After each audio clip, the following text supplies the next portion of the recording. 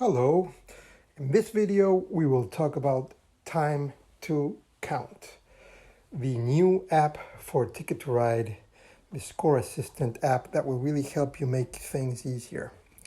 So this app is used at the end of the game where all the scores are counted. The idea is not to move the markers during the game. In this way, we avoid errors, accidental movements of the markers, and have more time to enjoy the game without multitasking. So, in order to start and use the app, you first enter the information on routes. So you directly look at the board and decide for what player to start and simply input that information on routes. You have the buttons to do so. It's very simple. You can undo if you make any mistake. And the app will only show you the route lengths for the game you're playing. Also, you have the unused train cards to validate that all information has been entered. You then move on to destination tickets. In order to enter the information for the tickets, first, before you use the app, you have to control all tickets. So you start with one player, and he looks at the board and does two piles. One pile with all the tickets that are completed and the other with the incomplete tickets. So once he has looked at the board and decided where the tickets go, then he simply inputs that information in the app.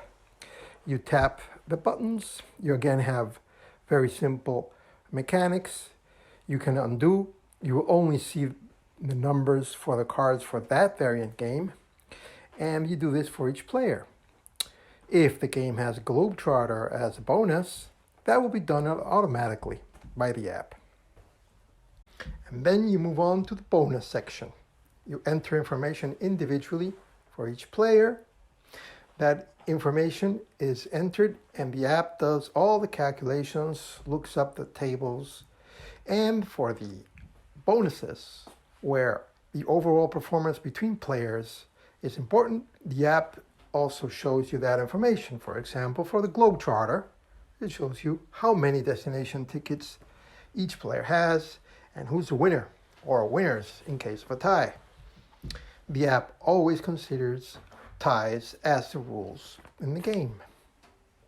After playing a few times and having all the information in the app, you can check out the history, where you will see all the history of the games played.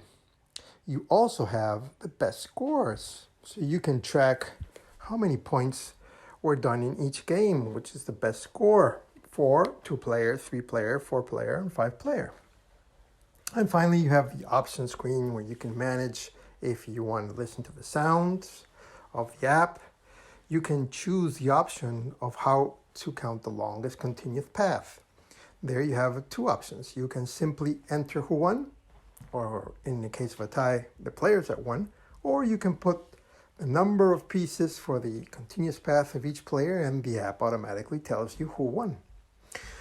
Also, you have an option to change the player names by color. You put the name that you want to show up, and this will show up in the history. You can also mark which of the variants you have. In case you only have some of the variants, you can put that information and then you will not be bothered with the games that you do not own. You can always come back here when you buy a new game. Hopefully you can. And last but not least, you can send us feedback, any ideas to improve, any issues you have. If you want me to add more variants, maybe unofficial variants, or if you have other ways to add bonus scores that you might think could be included in the app. So hopefully you like this video, so you can mark this video with a like. And also, if you already are enjoying our app, please rate it 5 stars so we can continue to put improvements. Thank you.